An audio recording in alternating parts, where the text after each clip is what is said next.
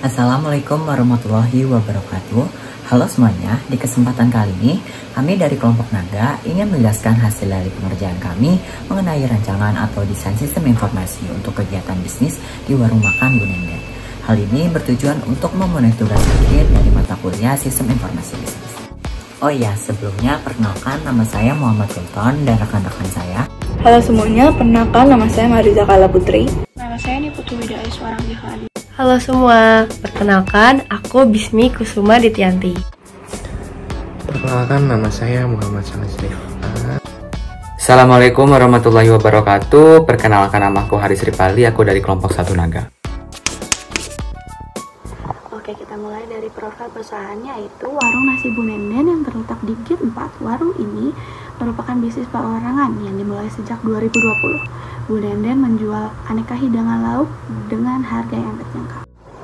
Tujuan bisnis yang dilakukan Bu Nenden untuk membuka lapangan pekerjaan bagi warga sekitar dengan memberikan harga yang terjangkau dan pelayanan yang maksimal kepada pelanggan dan membangun citra yang baik terhadap usahanya. Tim dan SDM di sini tidak terlalu banyak dikarenakan warung ini dikelola secara personal. Untuk personilnya ada Bu Nenden dan beberapa karyawan. Bu Nenden sendiri ikut terjun langsung dalam mengoperasikan bisnisnya.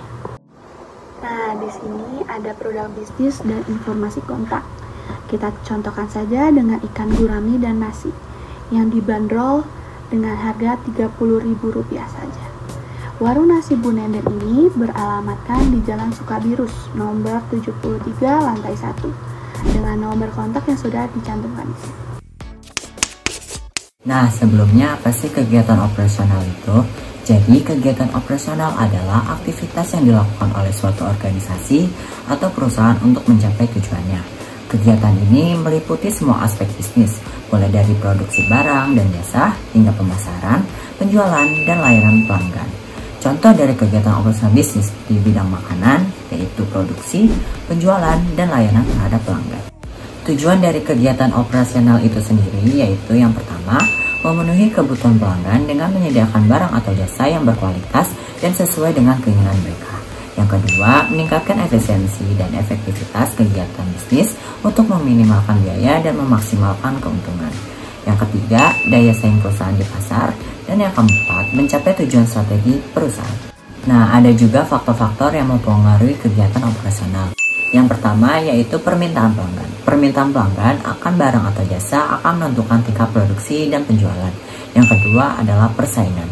Persaingan dari perusahaan lain akan mendorong perusahaan untuk meningkatkan efisiensi dan efektivitas kegiatan operasionalnya. Yang ketiga ada teknologi.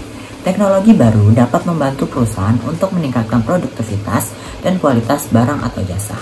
Yang keempat yaitu peraturan pemerintah. Peraturan pemerintah tentang lingkungan, keselamatan, dan ketenagakerjaan dapat mempengaruhi cara perusahaan menjalankan kegiatan operasional.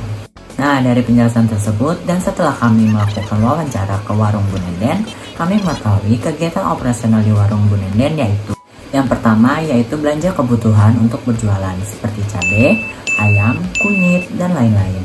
Yang kedua, persiapan buka warung seperti bersih-bersih, menyiapkan peralatan, dan mengelap meja. Yang ketiga, buka warung dan bersiap untuk berjualan. Yang keempat, mulai jualan dengan menu yang ditawarkan kepada pelanggan. Dan kelima, yaitu tutup warung sesuai dengan jam operasional. Nah, apa sih pengertian dari lingkungan internal perusahaan itu? Jadi, pengertian dari lingkungan internal perusahaan itu adalah lingkungan internal yang mengacu pada apapun yang ada di dalam perusahaan dan di bawah kendali perusahaan, baik yang berwujud ataupun yang tidak berwujud. Faktor-faktor ini setelah diketahui dan dikelompokkan ke dalam kekuatan dan kelemahan perusahaan. Jika suatu elemen membawa dampak positif bagi perusahaan, maka elemen tersebut dianggap sebagai kekuatan. Faktor-faktor tersebut itu tuh kemudian dibentuk menjadi beberapa elemen. Elemen yang pertama itu ada sumber daya manusia, yang dimana di dalam sumber daya manusia ini terdapat tenaga kerja, yaitu jumlah tenaga kerja, kualitas tenaga kerja, dan keterampilan tenaga kerja merupakan faktor yang penting untuk menentukan kinerja perusahaan. Kedua yang termasuk ke dalam sumber daya manusia itu ada struktur organisasi, di mana Struktur organisasi yang efektif dapat membantu perusahaan untuk mencapai tujuannya dengan lebih efisien. Yang termasuk ke dalam sumber daya manusia juga yang ketiga yaitu ada budaya organisasi, di mana budaya yang positif dapat meningkatkan motivasi dan produktivitas karyawan. Selanjutnya untuk elemen kedua yaitu terdapat keuangan, di mana dalam keuangan itu sendiri terdapat modal yang dimana diperlukan untuk membiayai seluruh kegiatan operasional perusahaan. Di keuangan juga terdapat laba yang dimana diperoleh perusahaan dan dapat digunakan untuk diinvestasikan kembali.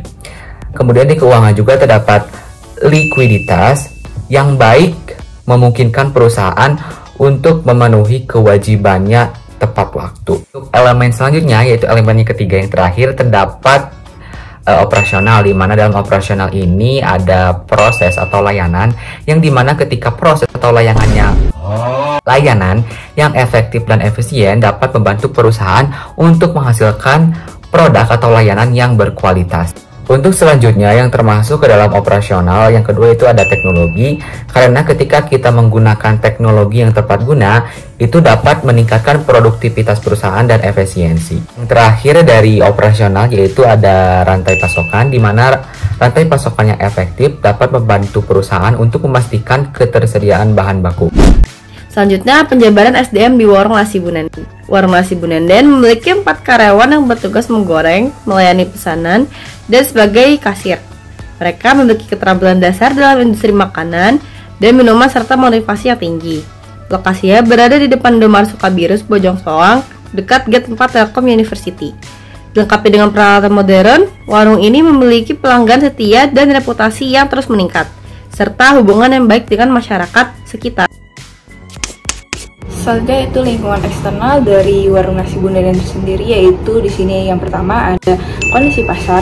Kondisi pasar meliputi permintaan pembeli dan selera pembeli yang sesuai atau tidak sesuainya dengan menu yang disediakan. Selanjutnya ada teknologi, kemajuan teknologi seperti adanya fasilitas pesan antar seperti GoFood dan ShopeeFood. Selanjutnya ada kebijakan pemerintah, peraturan perundang-undangan, pajak, ataupun kebijakan perdagangan yang dapat mempengaruhi kondisi bisnis secara positif atau bahkan negatif. Selanjutnya yang terakhir yaitu ada persaingan dengan kompetitor. Hadirnya pembisnis dengan jenis yang sama di sekitar dapat menjadi ancaman bagi pemilik bisnis itu sendiri. Saya akan memberikan solusi teknologi yang sekiranya dapat membantu operasional dari Warung Nasi Ibu Nenden. Solusi teknologi yang kami berikan adalah solusi teknologi aplikasi kasir.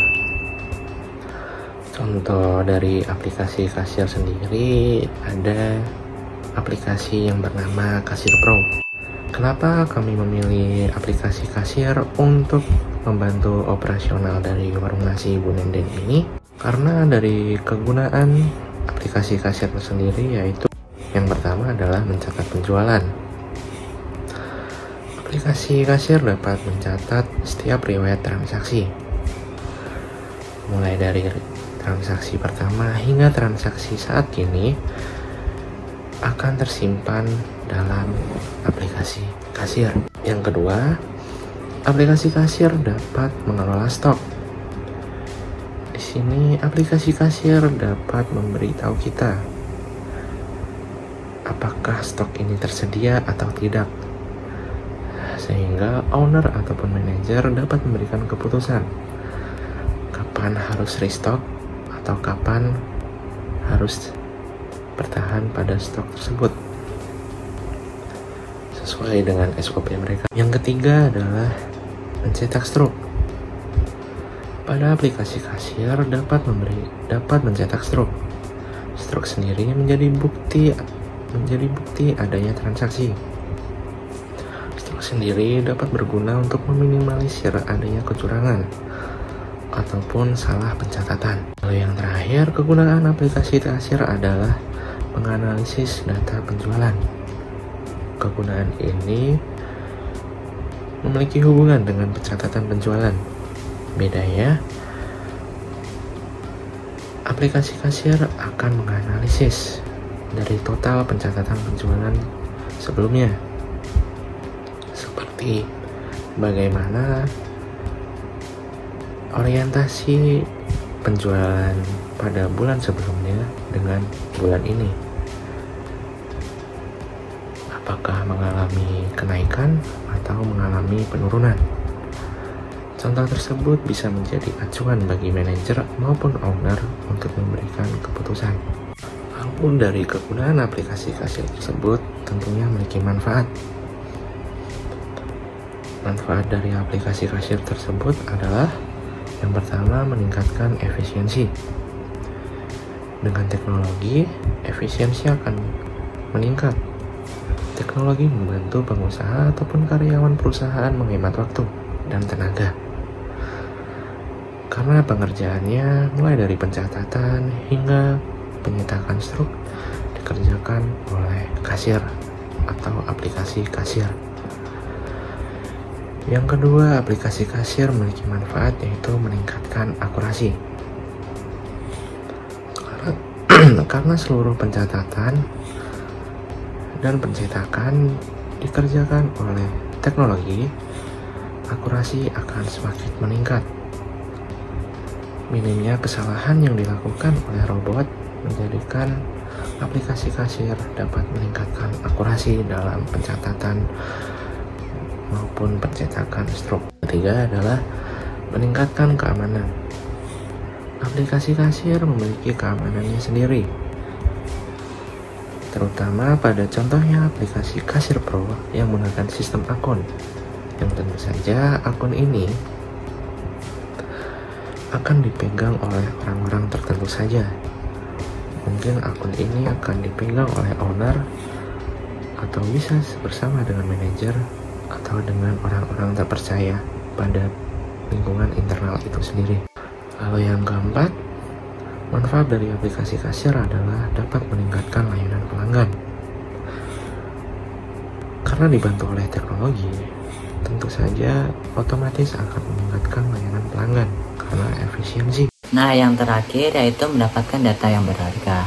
Aplikasi kasir dapat membantu mengumpulkan data yang berharga tentang penjualan yang dapat digunakan pengusaha untuk membuat keputusan yang lebih baik. Terakhir ada kesimpulan. Dengan maraknya pebisnis makanan saat ini, karena tingkat ekonomi masyarakat Indonesia semakin meningkat, maka semakin beragamnya penjual dengan mencari profit yang tinggi, tetapi memberikan layanan yang sesuai dengan harga yang dijual. Banyak penjual yang masih menggunakan sistem manual yang pasti memiliki kelebihan dan kekurangan tersendiri. Tetapi perlunya bantuan teknologi untuk mempermudah dan meminimalisir kekurangan yang dilakukan secara manual. Contoh seperti warung nasi Bu Nenden yang masih menerapkan sistem manual dalam pencatatan.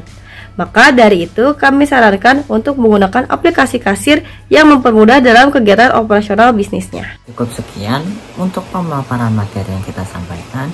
Jika ada pertanyaan boleh tanyakan di kolom komentar.